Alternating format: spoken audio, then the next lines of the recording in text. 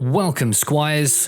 One of the most interesting parts of the Total War Medieval 3 reveal was the campaign map artwork.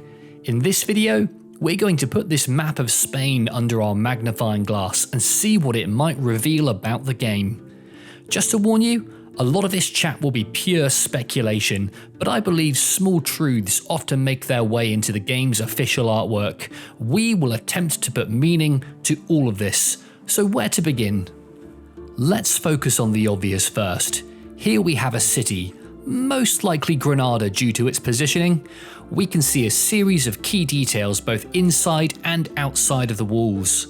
There's a cathedral that seems to be front and centre. In fact, it's the only key building that can be easily recognised. The surrounding cities also appear to have their own primary structure in the centre. To me, this seems to portray the main focus of the town. For example, the church may represent a seat of power for the local religion and provide suitable bonuses accordingly. It could be a more civilian-style city with a large local militia rather than trained infantry, whereas in the other cities the larger tower structures may represent something more military and fortified. This could have upgraded defences and training facilities for higher tier troops, for example. Notice how some towns seem less upgraded than others. For example, here we have a much smaller primary structure than some of the others we've seen. Perhaps this is a town that still needs to be specialised and upgraded. I really hope this points to players being able to choose the focus for each location rather than this being predetermined like we've seen in other games. Looking back at the main town, we can also see walls surrounding the inner city. It seems to have two sections, suggesting we may be getting tiered sieges as attackers fight through multiple layers. In fact, every major city we can see appears to have walls. There do seem to be some minor differences between the settlement types though, suggesting that maybe walls can be constructed and upgraded to be a little bit different. At the very least, I would hope that we have the same features we'd normally see from a Total War game. Next, let's take a look at this striking character in the centre, a Christian knight holding a banner. It doesn't take a detective to know this must represent an army. What's different here though are the tiny units in his camp to the right. I don't think this is something we've seen before in a Total War. This is guesswork, but perhaps this is an army laying siege to the city and their camp will be visible on the map. Or perhaps Medieval 3 will actually display the units following the lord of each given army. They do seem to be behind him after all. This could have massive implications. Imagine being able to look at any army and simply see its composition at a glance directly on the campaign map.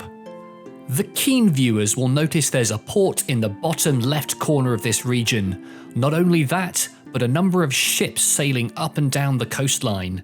This is certainly a confirmation that we'll be able to travel by sea like we can in any other games.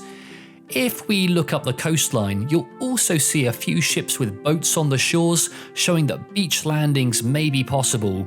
There isn't really enough information here to say for certain if there will be naval warfare, however, I really hope this will be included. I think we all appreciate naval combat in medieval times might not be the most interesting historical period. However, it could still be extremely interesting with archers and boarding.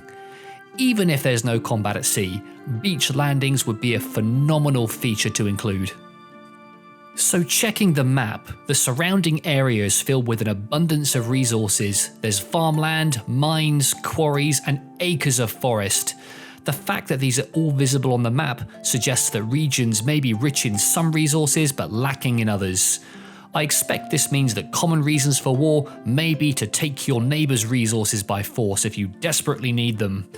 Alternatively, you can clearly see tiny caravans moving up and down the roads, hinting at trade. Perhaps if warfare isn't your thing, this could be an alternative. Although, let's face it, this is Total War. Of course we're going to be taking what we need by force.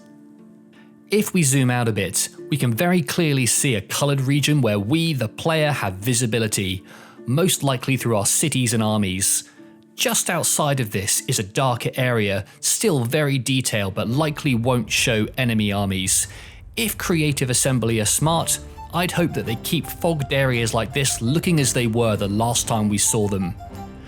It would be great to have to physically revisit a town with armies or scouts to get an update on its status and current owner. Moving further out again, I'd guess this is the unexplored regions where we see nothing but rough terrain. You'll notice there's no detail on cities or points of interest. These all have to be discovered. Let's zoom out even further. If you consider there's at least 7 towns and cities in the corner that we can see, that means Spain alone could have hundreds of locations to conquer. Controlling Spain looks like it could be a real feat, let alone conquering the world.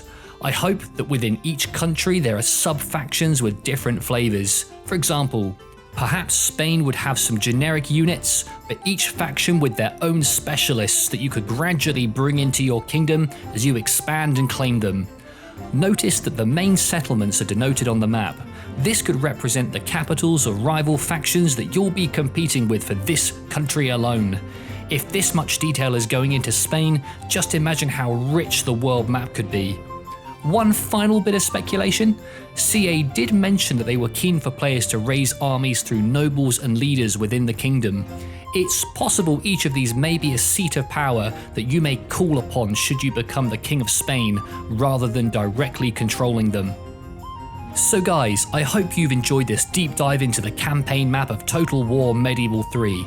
Before we go, please remember everything discussed today is pure speculation based on what's been revealed so far. To stay up to date with the latest, please subscribe to the channel. Thank you.